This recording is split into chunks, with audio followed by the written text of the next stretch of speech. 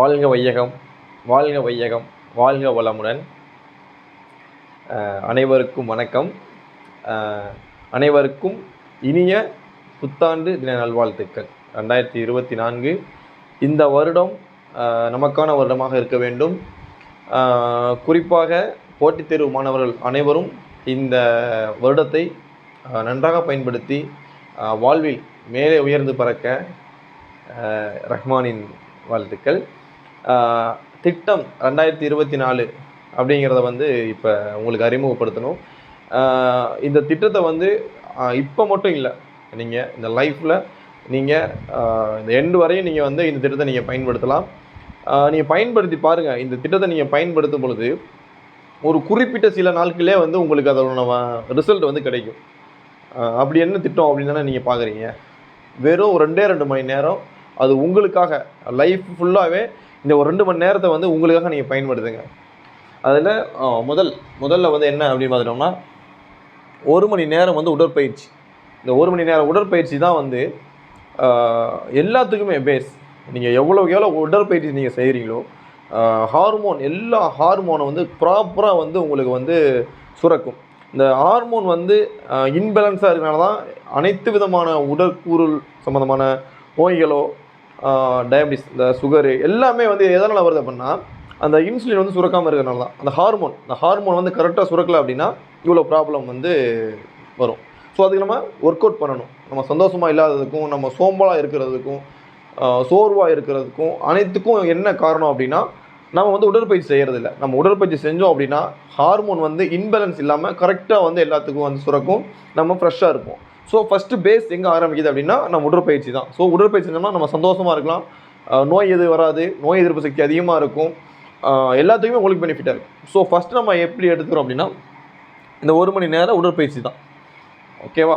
அடுத்து அரை மணி நேரம். அடுத்த அரை மணி நேரம் செய்தித்தாள் வாசிக்கணும். இந்த செய்தித்தாள் வாசிப்பு அப்படிங்கிறது எதுக்காக அப்படின்னா, நம்ம இப்போ எந்த இடத்துல இருக்கோம், நம்மளை சுற்றி என்ன நடந்துக்கிட்டு இருக்குது, இப்படிலாம் இருக்குமா, இப்படிலாம் ஏன் நடந்திருக்கு அப்படின்ட்டு உங்களுக்குள்ள ஒரு சிந்தனையை கொண்டு வரும். உங்களை சுற்றி இருக்கிறத நீங்கள் அனலைசிஸ் பண்ணுவீங்க. என்ன நடக்குது, எக்கனாமிக் லெவலில் எப்படி போயிட்டுருக்கு, இப்போ நாடு எந்த லெவலில் போயிட்டுருக்கு, நம்ம நாட்டுக்கு நம்ம என்ன பங்களிப்பு நம்ம கொடுக்கணும், நம்ம இந்த நாட்டுக்கு நம்ம என்ன பங்களிப்பு நம்மளால் கொடுக்க முடியும், அண்டை நாட்டில் என்ன நடந்துக்கிட்டு இருக்குது, அண்டை மாநிலத்தில் என்ன நடக்குது, இங்கே புயல் தாக்கியிருக்கு, இங்கே ஒரு வெள்ளம் வந்திருக்கு, இங்கே நிறையா பேர் அந்த நாட்டுக்கிட்டே சண்டை நடந்துக்கிட்டு இருக்குது அப்படின்ட்டு நம்ம எல்லா டீட்டெயிலும் நம்ம எப்படி தெரியும் அப்படின்னா, இந்த செய்தித்தாள் வாசிக்கிறதெல்லாம் நமக்கு பேஸ். இது எல்லாமே நமக்கு கிடைக்கும். இது நான் விளையாட்டுக்காக சொல்லலை, நான் பூர்வமாக உணர்ந்தனால நான் இதை சொல்கிறேன். இந்த 2 மணி நேரம் உங்கள் லைஃப்பில் எப்பவுமே விட்றாதீங்க. இப்போ நான் 1.5 மணி நேரம் சொல்லிட்டேன், அடுத்த அரை மணி நேரம். இந்த அரை மணி நேரம் இந்த சுய முன்னேற்ற புத்தக வாசிப்பு. இது சுய முன்னேற்ற புத்தகம் அப்படிங்கிறது நான் எல்லாத்துக்கும், இந்த போட்டித் தேர்வு மாணவர்களுக்கு ரொம்ப யூஸ்ஃபுல்லாக இருக்கும். அதுலேயும் இந்த சுய முன்னேற்ற புத்தகத்தை பொறுத்த வரைக்கும் பார்த்தீங்கன்னா, உங்களுக்கு எந்தெந்த புக்கு, நிறையா புத்தகம் இருக்குது, எக்கச்சக்க புத்தகங்கள் சுய முன்னேற்ற புத்தகங்கள் இருக்குது. நீங்கள் அதை படிக்கும்போது உங்களுக்கு ஒரு தன்னம்பிக்கை வளரும், உங்களை நீங்களே உணர்வீங்க. புத்தக வாசிப்புங்கிறதாங்க மிக இன்றியமையாத வாழ்க்கையில்.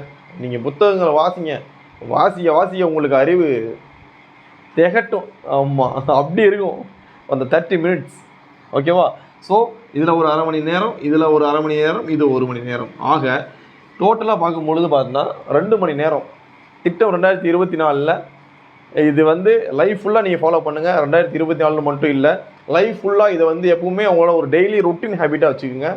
அதுக்கப்புறம் உங்கள் லைஃப் எப்படி இருக்குன்னு பாருங்கள். நீங்கள் யாருக்குமே புலம்ப மாட்டீங்க, எல்லாத்துக்கும் நீங்கள் தான் ரோல் மாடல். அவ்வளோதான், போயிட்டே இருங்க, அவ்வளோதான், வேறு வழியே இல்லை. இருந்துதான் ஆகணும், ஆகிதான் ஆகணும், வேறு வழியே கிடையாது. அதான் நேச்சுரலே அதான். நீங்களே தடுத்தாலும் உங்களுக்கு தடுக்க முடியாதுங்க. காலையில் எந்திரிச்சு நீங்கள் வாட்டு ஓடுவீங்க, நியூஸ் பேப்பர் படிப்பீங்க, முடிஞ்சு போச்சு. டெய்லி ஒரு அரை மணி நேரம் ஒரு திருக்குறளோ, ஒரு சுய முன்னேற்ற புத்தகமோ ஏதோ ஒன்று எடுத்து படிப்பீங்க. படிக்க நீங்கள் 4 பேருக்கு சொல்லுவீங்க, தம்பி இப்படி பண்ணுப்பா அப்படி பண்ணுப்பான்னு. அந்த அளவுக்கு நீங்கள் டெவலப் ஆயிடுவீங்க. நீங்கள் சந்தோஷமாக இருக்கிறது இல்லாமல் உங்களால் மற்றவங்களும் சந்தோஷம் அடைவாங்க. அதை பார்த்து நீங்களும் சந்தோஷமாயிருவீங்க. ஸோ இதான் நடக்கும். அதை ஃபாலோ பண்ணி பாருங்கள். அடுத்து நான் சொல்ல வந்தது சரியான உணவு. அதாவது சரியான உணவு எடுத்துக்கங்க. சரிவிகித உணவு எடுத்துக்கும் பொழுது அதாவது நீ என்ன சாப்பிட்றீங்களோ அதுதான் நீங்கள். உங்களோட வாழ்க்கை நடைமுறையில் வந்து நீங்கள் எப்படி சாப்பிட்றீங்களோ அப்படி தான் உங்களோட லைஃப் டே வந்து ரன் ஆகும். உங்களோட உடல் தோற்றமும் நீங்கள் என்ன சாப்பிட்றீங்க அப்படி வச்சு தான் கணிக்கப்படுது. ஸோ நல்ல உணவுகள் எடுத்துக்கங்க, தரமான உணவாக சத்துள்ள உணவாக சாப்பிடுங்க, ப்ரோட்டீன் அதிகமாக சாப்பிடுங்க. 65% வந்து நம்ம உடம்புல வந்து ப்ரோட்டீன் தான் சத்து இருக்கிறதா படித்த மாதிரி எனக்கு ஞாபகம் இருக்குது. ஸோ ப்ரோட்டீன் கண்டென்ட்ஸ் வந்து நிறையா சாப்பிடுங்க, குட் ஃபேட் சாப்பிடுங்க, நியூட்ரிஷன் மினரல்ஸ் எல்லாமே நல்லா தரம் வாய்ந்ததாக சாப்பிடுங்க. ஃபேட் இருக்கிறது அதிக கலோரிஸ் உள்ள ஃபுட்டெலாம் வந்து கம்மி பண்ணுங்கள். நல்லா ப்ரோட்டீன் அதிகமாக உள்ள உணவாக சாப்பிடுங்க. நல்ல உடம்பை பார்த்துக்குங்க. ஜங்க் ஃபுட்டை வந்து தவிர்த்துருங்க, தயவு செய்து அதை முடிஞ்ச அளவு தவிர்த்துருங்க. பின்னாடி ஃபீல் பண்ணி பிரோஜனம் இல்லை. பார்த்துக்க தம்பி, அவ்வளோதான் நான் சொல்லிட்டேன். நெக்ஸ்ட்டு பார்த்தீங்கன்னா சரியான தூக்கம். குறைஞ்சபட்சம் ஒரு 6 மணி நேரங்க, 6 மணி நேரம் தூங்கணும். நைட்டு ஒரு 10 மணி அப்படி எவ்வளோ தூக்கம் வரலையா, ஒரு 11 மணிக்கு படுத்தினா கூட காலையில் ஒரு 5 மணி, 10 மணிக்கு படுத்தினா காலையில் ஒரு 4 மணி ஷார்ப்பாக எழுந்திரிச்சுங்க. 6 மணி நேரம் தூக்கம் வச்சுக்கோங்க. இதை டெய்லி ரொட்டீனாக டெய்லி ஹேபிட்டாக வச்சுக்கோங்க. முடிஞ்ச அளவுக்கு இதை ஃபாலோ பண்ணுங்கள். தட்டி தூக்கிட்டு போயிட்டே இருக்கலாம். லாஸ்ட் ஒன் பார்த்தீங்கன்னா தூய்மை. இந்த தூய்மை அப்படிங்கிறது வந்து எல்லா விதத்துலையும் வரணும். தூய்மைங்கிறது ரொம்ப இன்றியமையாத ஒன்று.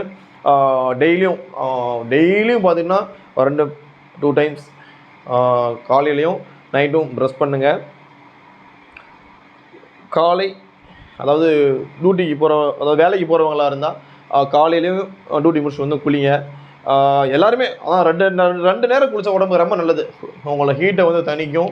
நல்லா வெதுவதுங்கிற நீரில், குளிர்காலத்தில் வெதுவெது நீரில் குளிங்க. ரொம்ப சூடாக குளிக்காதீங்க, வெதுவெது அப்படி தண்ணியில் வந்து குளிங்க. மற்ற நேரத்தில் வெயில் காலத்தில் வந்து ஒரு குளிர்ச்சியான நீர் நார்மலான தண்ணியில் வந்து நீங்கள் குளிங்க. உடல் நல்லா சுத்தமாக வச்சுக்கோங்க. நெகம்லாம் ப்ராப்பராக வெட்டிக்கிங்க, ஹேர் கட் பண்ணிக்கிங்க, சேவ் பண்ணிக்கிங்க. உங்களுக்கு எப்படி இருக்கணும், நல்லா தூய்மையாக இருக்கணும் உடல். அதாவது உள்ளம்